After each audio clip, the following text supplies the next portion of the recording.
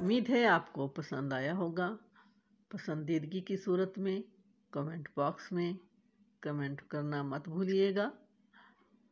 और अगर चैनल को सब्सक्राइब नहीं किया तो बराए मेहरबानी सब्सक्राइब करके बेल आइकन प्रेस कर दीजिए। कारवां पॉइंट, आपका अपना चैनल। सुनते रहिए, जुड़े रहिए कारवां पॉइंट के साथ।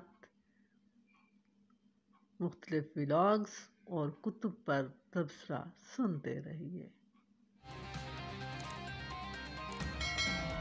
इसके साथ ही राबिया इरफान को इजाज़त दीजिए। अल्लाह हाफिज़। पाकिस्तान जिंदाबाद।